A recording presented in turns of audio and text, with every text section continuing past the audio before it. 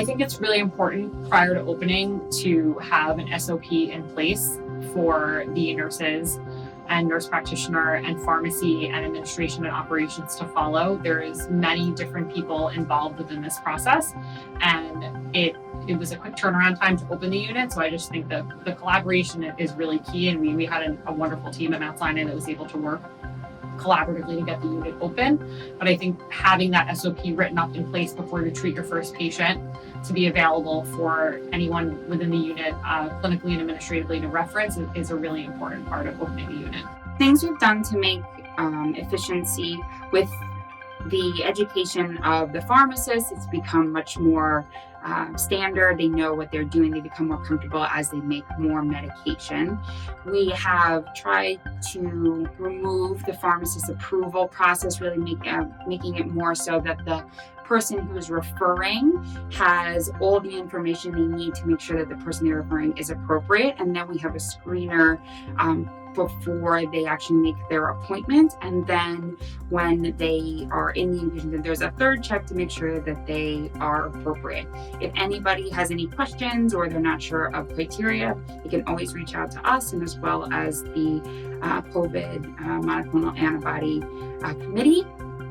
And really just education has made everything much smoother for nursing, making it standard, for pharmacy, making it standard, making standard documentation has really been helpful, and making the pharmacy practice very standardized, and especially with also monitoring the stock is worked into the process that we always know what we can give of which product. In terms of the staffing, our infusion nurses are very familiar with giving these infusion therapies, so it was easy to do quick in-services with them in terms of the EUA criteria.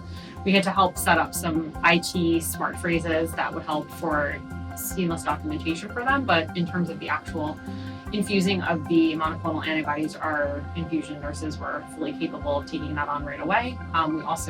We staff clinical coordinators, which are RNs there. And we also staff an advanced practice provider to cover the infusion suite. And again, these nurse practitioners or physician assistants are very familiar with these infusion therapies, so there was limited training that needed to be done. There was a learning process. We had to learn about the medication. And again, we are used to infusion. We do this all the time. So it was actually rather quick to tell us which agent is being given, why it's being given, some of the data about the benefits for starting treatment early versus late in these patients with COVID-19 symptoms. So it was a quick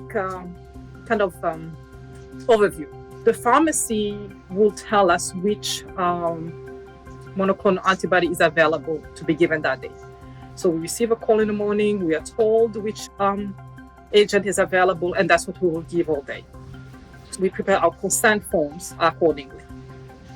And we review the side effects of each treatment and the indication for the treatment and the contraindication, what to look for afterwards. This unit is staffed by oncology nurses and of course oncology nurse practitioners, because we already know monoclonal antibodies.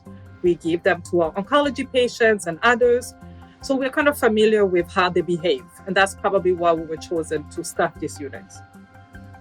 It's always one nurse practitioner and two RNs. Sometimes if we have a very heavy load, we may get some help, but typically that's the setup. You're pulling from your resources and it may be a challenge, but in the end goal is to always focus on the patient care, which is what we do here. And we're accustomed to acclimating to it and always open for the challenge to be able to do so. And so far everything has gone really well, and the staff were all very much on board and really excited to actually be involved in this unit and be able to help these patients get better.